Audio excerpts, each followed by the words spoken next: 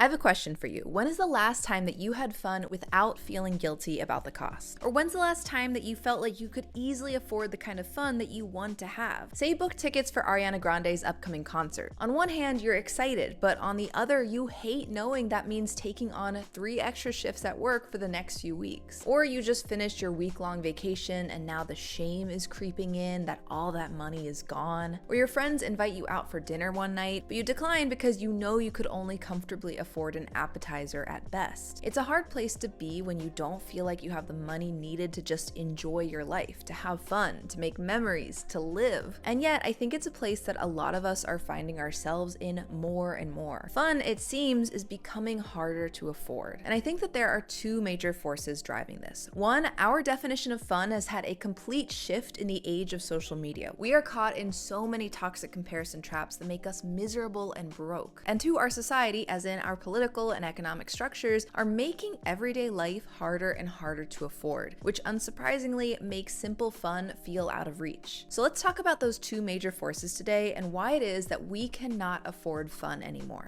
If you're new here, I'm Kara and I make videos about the intersection of money, media, and culture. If you like this video, I think you'll like a lot of my other videos, like Let's Talk the Student Debt Crisis or my video about the buy now, pay later bubble popping. Both are great videos and I have a lot of other great videos coming out soon, so be sure to subscribe to keep up. Okay, so let's tackle that first force I mentioned, which is that how we define fun has changed. And I think that it has changed for the worse. What I mean by that is that our version of fun is becoming so tied into consumption, into spending money. There's this popular but destructive belief that how much we spend on something equals how much extra fun we're gonna have because of it. Take concert tickets, for example. Concert tickets are already at an all-time high. For reference, in 2024, the average cost to attend a concert was $135.92, but in 1996, the average ticket was only $25.81. And of course, Ticketmaster's near monopoly on the industry shoots up prices even more. But beyond both of those things, we also see expensive offers for things like VIP packages that you can buy instead. Same concert, same music, way different price tag. Like if you wanted to buy a ticket to Ariana Grande's concert next year, you're already looking at hundreds, if not thousands of dollars for one normal seat. But add on a VIP package and you could be looking at over $10,000 per VIP ticket. Just look at some of the apparent VIP perks: a closer seat to the stage, pre-show food like light appetizers, the chance to send a postcard to Ariana. No offense, but a few cheese and crackers and the chance to send a postcard that I'm not convinced are ever gonna reach Ariana's eyes doesn't seem worth the money. I'm not saying that these things aren't fun, but are they $5,000 to $10,000 extra worth of fun? $5,000 to $10,000? I don't think so. I could think of a lot more fun things to do with way less than that. And I'm not convinced a VIP package to a concert is actually more fun than just a regular seat. My bet is that what really determines your fun level with that kind of experience is you yourself and the people that you choose to go with. But who cares about that anymore, you know? Because we've convinced ourselves that there is a linear relationship between spending and happiness, which encourages us to drain our bank accounts even faster. The psychology behind this belief is something called the price-quality heuristic. Price-quality heuristic is a mental shortcut we take when we assume that a higher price means a better product quality. So the more we spend, we assume the better the product or the better the experience. And thus, the more fun we are guaranteed to have. It's part of why we see things like $15,000 wines or edible gold meals. We think we're gonna enjoy those things more because they cost more. And we desire them in the first place because social media has created a false reality, one where curated lifestyles and overspending is seen as perfectly normal. Not just normal, but something that we should aspire to. Like if you're looking for some quick fun and cheap dopamine one day, something like TikTok can easily feed you inspiration in the form of mega shopping hauls. Next thing you know, you're tempted to overspend on clothes and accessories that you don't need. So that what? We can flex a bit to others, feel a part of the in crowd, and maybe feel a sense of fun? Unless you have an endless bank account, that type of fun is not sustainable. Ironically, we almost end up with 2 choices. Either don't spend that money and feel left out, or spend the money and then feel guilty about the hit to your bank account. Either way, fun feels further and further away. Now, the funny thing is, money actually can buy you a certain amount of happiness. There's this paper titled, "If Money Doesn't Make You Happy, Then You Probably Aren't Spending It Right." And in it, the authors propose 8 principles designed to help consumers get more happiness from their money, such as buying experiences over material goods, avoiding comparison shopping, and using your money to to help others. But most of us are not following these principles. Instead, we are buying a lot of material goods. We are comparing what we have to what others have, and we are not spending as much on others as we probably could. Instead, it seems like our expectations are getting higher every year for what constitutes an appropriate amount of consumption for fun. If we want to stop feeling like we cannot afford fun anymore, we have to start rethinking how to have fun. Maybe it's not multiple trips abroad a year or eating out every weekend. Maybe it's joining in on a pickup basketball game or meeting your friends in the park. Either way, we have to untangle constant consumption with our notions of enjoyment, because that is just setting all of us up for misery. Now, all that being said, we don't live in a vacuum where affordability is only a matter of our expectations. While I do think that overconsumption, social media, and comparison culture have done a huge damage on how we enjoy our lives and how much we spend, I think that I'd be very naive and honestly a failure as a commentator if I ignored how our society also plays a role here. Because people are struggling financially, and if people barely feel like they can afford rent and groceries, it's gonna be a lot harder for them to feel like they can afford fun. Riddle me this: when did life become so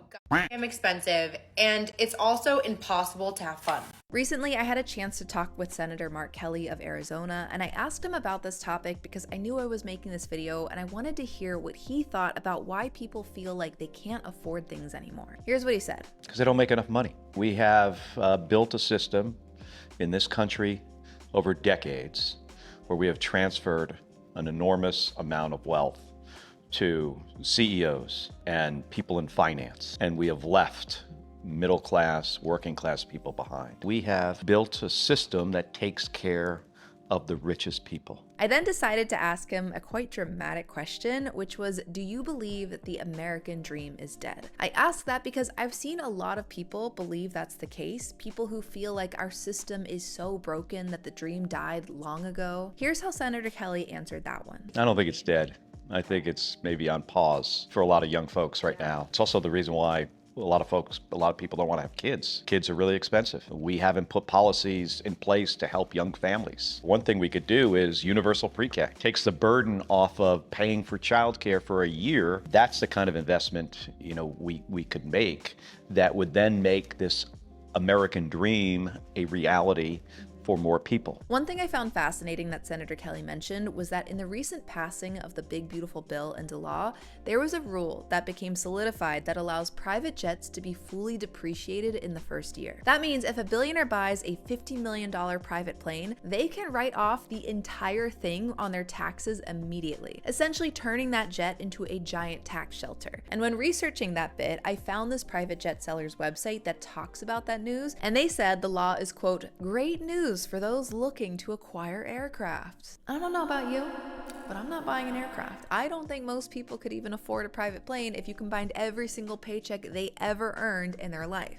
I bring this up because don't you feel like it's really messed up that the policies getting passed these days are carving out special treatment for those buying up private jets, but not everyday people trying to afford their lives? Like, students can't even write off the interest on their loans beyond a measly $2,500 a year. But if I bought $1 million private plane, I can write that off? Why are we prioritizing investments like private jets rather than human beings starting their careers? It's not just that some people have less money, it's that the system stacks the deck against them, making life so much harder to afford. Instead of policies that could lighten the load for students or young workers trying to get ahead, we design policies that hand out huge breaks to those who already have a lot. I also see policy bleed into other fun-stopping things too. Like, think about third spaces for a second. Third spaces, if you don't know what those are the places outside of home and work where people gather. Think parks, libraries, or gyms. In the show Friends, the cafe is a perfect example of a third space. The problem I see is that we don't have a lot of free third spaces. The ones that we did or do have, like libraries, parks, community centers, are all either struggling to survive due to being defunded or have been fully shut down. And why? Because of policy, because we don't prioritize those types of public investments. And so what replaces them? Malls, malls, restaurants, bars, spaces where you're only welcome if you're spending money. So instead of free or low-cost places where we can just exist together, fun has been privatized. Part of why people feel like they have to spend money to have fun is because our infrastructure encourages that. Hanging out with friends becomes synonymous with shopping or drinking or paying for some kind of experience. And that's not just a cultural shift, that is a policy choice. We stopped investing in communal fun, and so it should not be a huge surprise that now everyone feels incredibly isolated and incredibly broke. Do you ever get lonely? Yeah, I think everyone gets lonely.